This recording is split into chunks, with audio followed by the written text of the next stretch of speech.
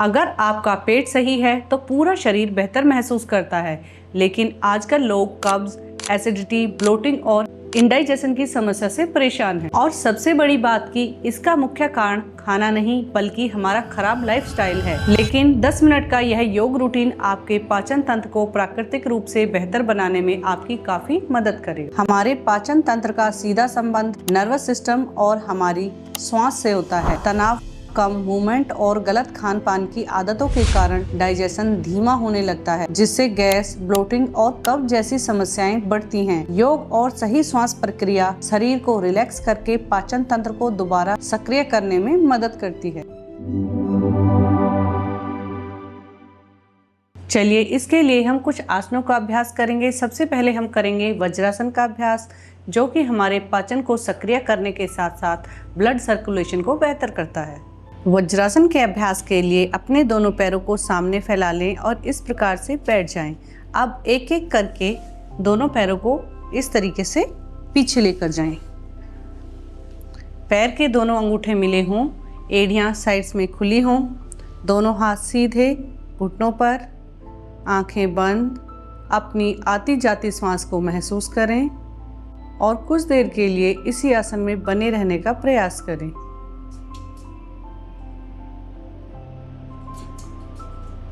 दो से लेकर 5 मिनट तक वज्रासन का अभ्यास करने के बाद हम करेंगे मार्जरी आसन का अभ्यास, जिसे कैट एंड काउ पोज या फिर बितला आसन भी कहते हैं। इसके लिए अपने मैट पर टेबल टॉप पोज में आएं।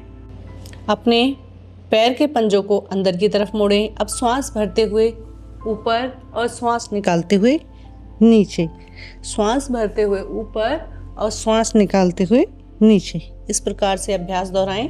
चलिए 5 बार अभ्यास करते हैं।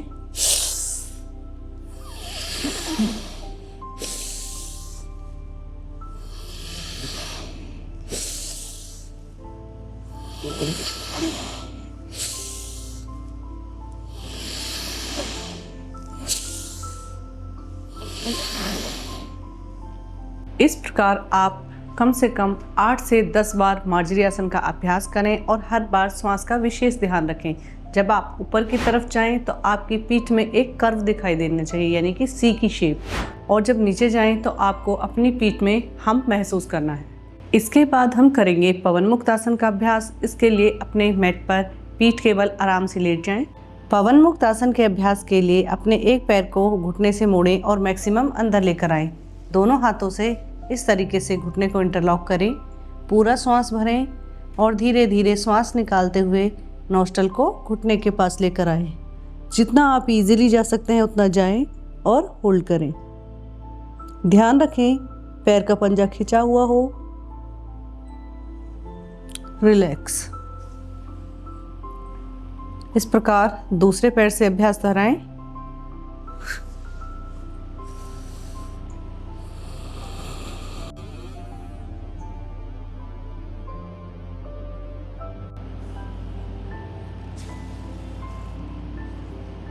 इस तरीके से आप दोनों पैरों से कम 3-3 बार पवन मुक्त आसन का अभ्यास करें। और ध्यान रखें, अगर आपकी गर्दन में दर्द है, माइग्रेन या फिर सर दर्द की समस्या है तो आप गर्दन नीचे रखें, बस घुटने को पेट पर दबा कर रखें। अपने नोस्ट्रल और घुटने को आपस में टच कराने का प्रयास ना करें, क्योंकि हो सकता है कि जब आप शरीर के साथ खींचातानी करते हैं या कुछ ज़्यादा अतिरिक्त दबाव डालते हैं तो आपकी गर्दन का दर्द या फिर सर दर्द बढ़ जाए। इन तीनों आसनों के अभ्यास के बाद अब हम करेंगे अर्ध मत्स्येंद्र आसन का अभ्यास, जो कि एक ट्विस्टिंग पोज है और हमारी रीढ़ की हड्डी पर भी सकारात्मक प्रभाव डालता है। साथ ही साथ हमारे अग्नाशय को भी मजबूत करता है, हमारे नर्वस सिस्टम, तंत्रिका तंत्र को रिलैक्स करता है। अर्ध मत्स्येंद्र आसन के अभ्यास के लिए अपने दोनों पैरों को सामने फैलाएं। अब अपने पैरों को घुटने से मोड़ें और अपने लेफ्ट पैर को इस तरीके से राइट हिप के साइड में मैक्सिमम अंदर तक लेकर आएं। लेफ्ट पैर को उठाएंगे, इस तरीके से क्रॉस करते हुए रखें। अब श्वास भरते हुए एक हाथ को उठाएंगे और पीछे लेकर जाएं। अब दूसरा हाथ उठाएं और कोहनी से घुटने को मैक्सिमम अंदर की तरफ धकेलते हुए इस तरीके से हाथ को घुमाते हुए पैर को पकड़ लें। यहीं से पूरा श्वास भरें और श्वास निकालते हुए धीरे धीरे गर्दन को पीछे ले जाने का प्रयास। इसी अवस्था में कुछ देर के लिए होल्ड करें।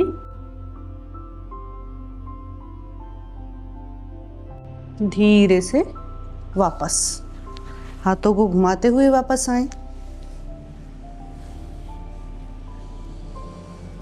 एक लंबी गहरी सांस लें।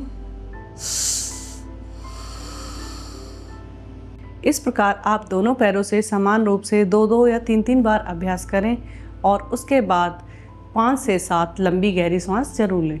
इन चारों आसनों के अभ्यास के बाद या तो आप नाड़ी शोधन प्राणायाम का अभ्यास करें या फिर 5 मिनट के लिए आराम से बैठ जाएं, कमर गर्दन सीधी करके, आंखें बंद और डीप ब्रीदिंग करें। लंबी गहरी सांस लें, लंबी गहरी सांस बाहर, लंबी गहरी सांस लें, लंबी गहरी सांस बाहर। अगर आप यह योग रूटीन रोज़ 10 मिनट करेंगे तो आपको केवल गैस, ब्लोटिंग और पेट से संबंधित समस्याओं में ही लाभ नहीं मिलेगा, बल्कि आप अंदर से भी संतुलित होंगे और उस अंतर को आप महसूस कर पाएंगे। इसी प्रकार की योग संबंधी वीडियोस के लिए योग संगम को सब्सक्राइब करें। धन्यवाद।